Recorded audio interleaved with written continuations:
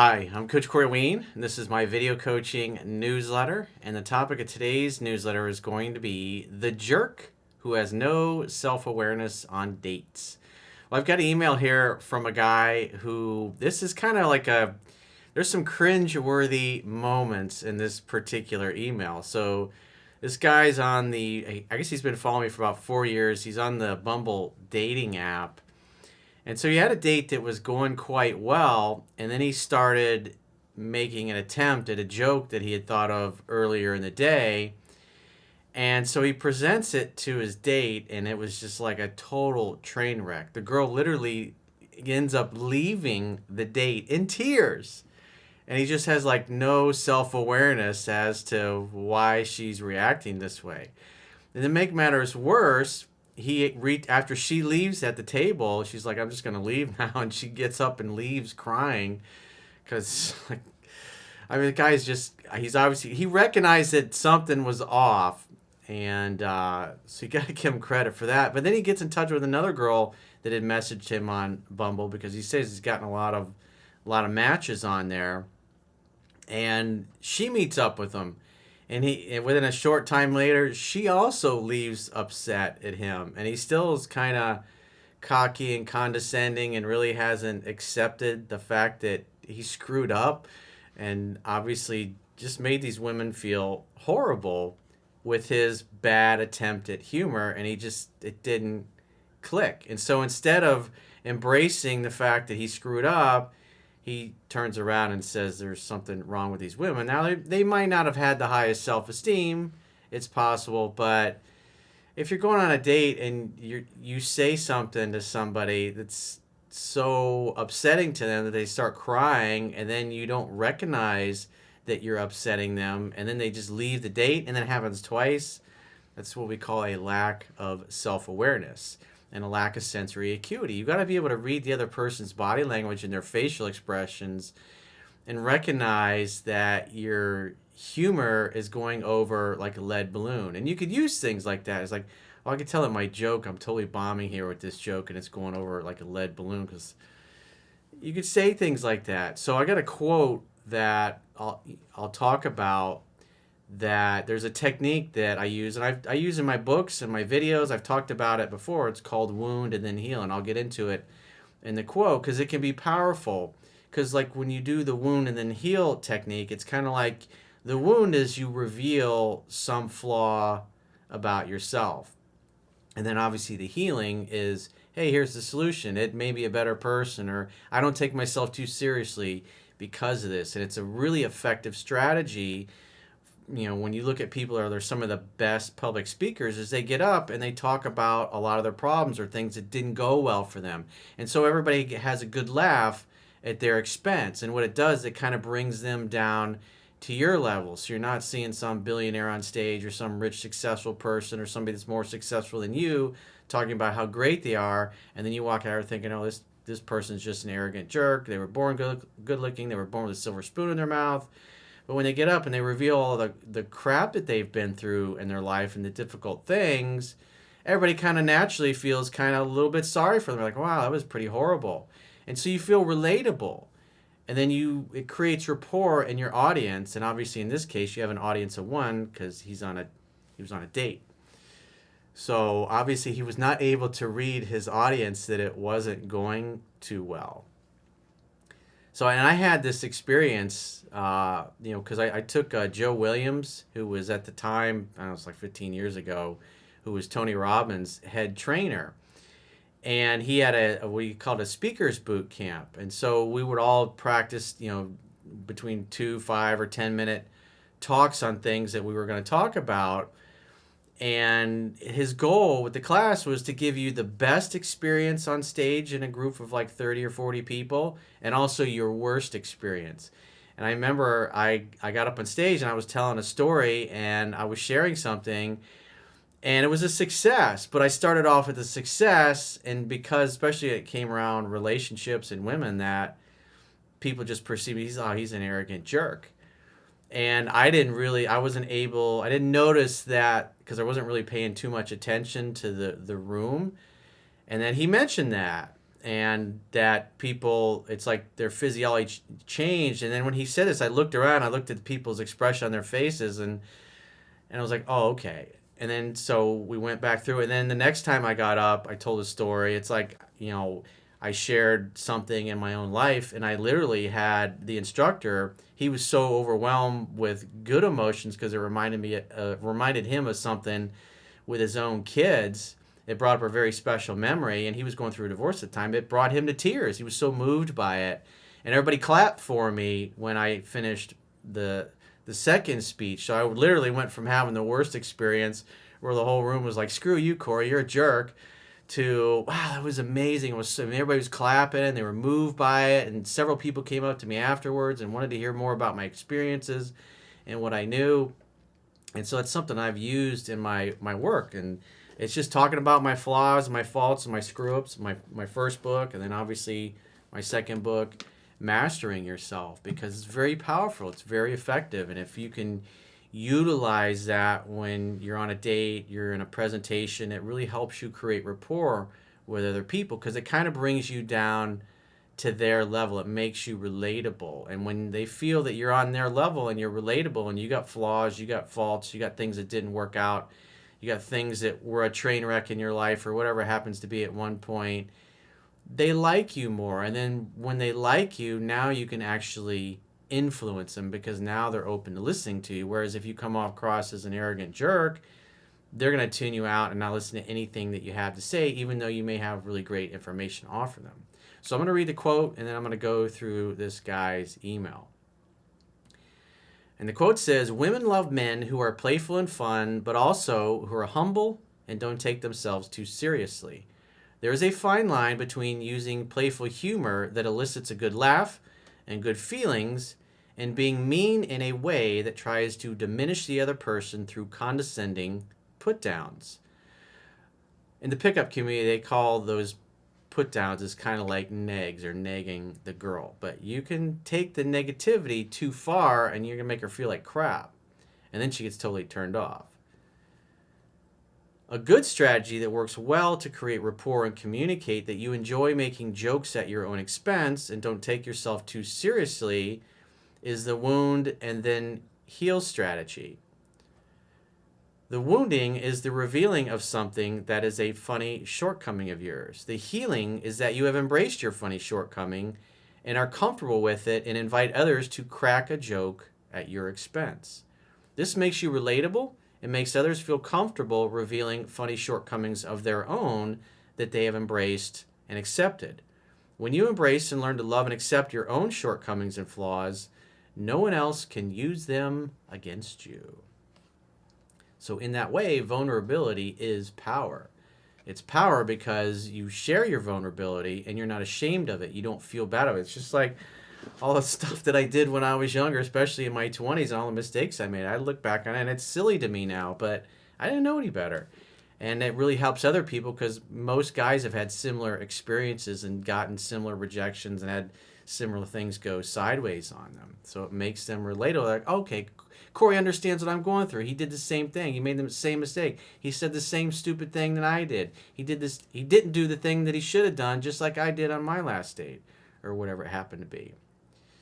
So let's go through his email. He says, "Hey, Coach, I thought I'd be writing a success story after listening to your audiobook 10 times since 2017.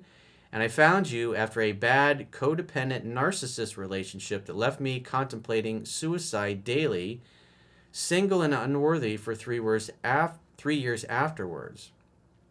And it sparked a spiritual awakening, which resulted in me developing a similar enlightenment experience and that you describe in your videos. It reminds me of the quote by Eckhart Tolle. And the quote is, "For most people, their suffering is their spiritual teacher because eventually the suffering brings about awakening." Remember, we tend to suffer when we want reality to be other than it is. In other words, we're not accepting reality. And we're mad about things being the way they are in our life, but you have to change it over time. And if you're not happy with certain things, the only thing you do right now in the present moment is to accept what is. Because if you don't accept what is, you're going to suffer because you're not accepting reality. You don't like the world as it is right now, but it takes time to change things. So control what you have control over, influence what you have the ability to influence in the moment. I rediscovered your book a few months ago, and it's been on repeat, and I've watched about 100 of your videos. I met a girl I really enjoy and consider an alpha since she comes from a happy two-parent home, never gets upset or offended, sexy body, has a great career, similar hobbies, and is very independent, though I consider her physically as 7.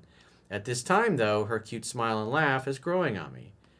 Despite that, she responds exactly as expected to your strategies when I respond with my newly excavated confidence. This girl is predictable and acts as expected. Kind of sounds like everything's a lab experiment to him at this point. Because what can happen is you when you start to see things at work, and I had an experience like this as well when I was learning, is that you can take being humorous and playful too far to where it's mean and it hurts the other person's feelings, and you can see it in her face. And so that's when you notice that when you're taking things too far, and that's why it's so much better to make jokes in person versus over text, because you can't see the other person's body language or physiology or how they're reacting to it. And especially if a guy's trying to be funny and cocky and goofy in text, and she doesn't know him and he doesn't know her, and he's not done this a lot, he can take it too far, and then all of a sudden he gets ghosted. But I went out on a date night, which turned into 2 dates after the first one left me at the table to finish her wine, and then I invited another, which I had not replied to her text in a week since I had been overwhelmed with the women in my Bumble app. Though both dates ended up with the women leaving upset at me. Well, one thing I have to admit, I've never had a woman up and leave a date in the middle of it. It's never been that bad. I've had a few bad ones when I was younger and I didn't know any better. But 2 women in one night, that's you get a medal, Olympic medal for that one. I thought I was beginning to overcome my low confidence and fear of not knowing what to say. I stayed in the moment with this 8 out of 9, or 8 or a 9 on a scale of 1 to 10, though I was taken by her beauty. She was talking and laughing a lot. She has a strong attraction since we spoke on the phone a few days earlier for about 15 minutes and made definite plans to meet. After about 45 minutes, this is where it starts to go sideways. After about 45 minutes, I pulled out my phone and opened the Bumble app to make a joke, which I had thought of earlier in the day, of relating the Bumble app to the Pokemon Pokedex. I don't really know anything about Pokemon other than, I've seen the figures and the cards and stuff. It means nothing to me. Which displays all a Pokemon's stats, since I kept thinking love is playful and ridiculous. I wasn't afraid to make jokes at my expense or that of my maturity. She then got upset that perhaps people behind us might see me on the Bumble app when I am with a girl that looks like her. Yeah, if you're on a date with a girl you met on the Bumble dating app, I probably wouldn't pull your phone out and start going through it. And especially what you're going to see what he's about to do. So she got upset that perhaps people behind us might see me on the Bumble app when I am with a girl that looks like her, she said. Perhaps low confidence and a fear of rejection? I don't know. She was a smoke show. I then mentioned that I should just delete her profile since we already met and there's no point being matched still. So if you say something like that, come on, man. You're on a date with a girl and you're like, I'm deleting the match. You delete the match, so what does that mean? It means that the match sucked. And you're like, so in other words, you're kind of rejecting her publicly right in front of her. It's kind of like condescending.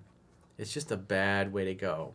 And then he continues on. I then mentioned I have had some strange Bumble dates and implied that some may have been stalkers, and I didn't want them seeing my exact distance in miles and images after our dates.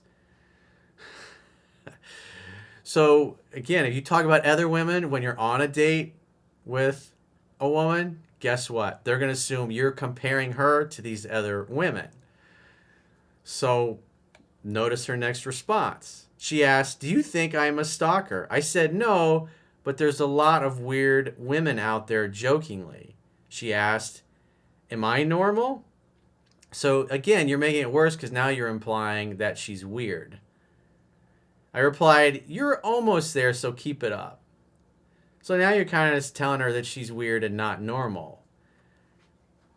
And it's like, man, it's just going off the rails. He says, with a confident smirk, as I signed a slanted palm to an encroaching flat normal line with my other hand. After deleting her Bumble profile, she looked like she was about to cry. Come on, man. Jesus Christ. You're deleting her profile right in front of her in a public place in a restaurant. So it looks like, she's probably thinking this guy's going to reject me in front of everybody. And he's still not picking up on it. He still has no self-awareness. Her tears were held back. I felt bad and replied, you okay? Who needs a Bumble profile when you got the real thing here? In a reassuring manner. You should have said, oh, I'm sorry. It's like that joke totally bombed. It went over like a lead balloon. I'm sorry. I didn't mean to make you upset. I was just trying to be funny. And obviously, it didn't go too well. I used to take the short bus to school, so I'm a little mentally challenged. I'm not perfect. You gotta, because that goes into the wounding part. If you're trying to recover, it's like now you want to kind of put yourself a little below and show that you're not condescending and you're not arrogant towards her, that actually you're on a lower level in that case, humor-wise, until you see your body language start to recover. Because again, the idea is like you just don't take yourself too seriously. But the problem is you're being mean and you're condescending and you're rejecting her right in front of everybody in the restaurant. And it's like, that's just not cool, dude. She said, I don't know how I should feel right now. Well, I was hoping you would laugh, but obviously that joke didn't go too well. Then she said, I never had this happen before. She was at a loss for words. My confidence is still intact, though, she said. I replied, it's okay, you can delete mine. She said, I can't since you deleted mine and both are deleted now. I said, well, you can delete my number. Damn. Actually, I would still have your number. It's okay, I'll delete your number, then jokingly. What's the saying when you're in a hole? Stop digging.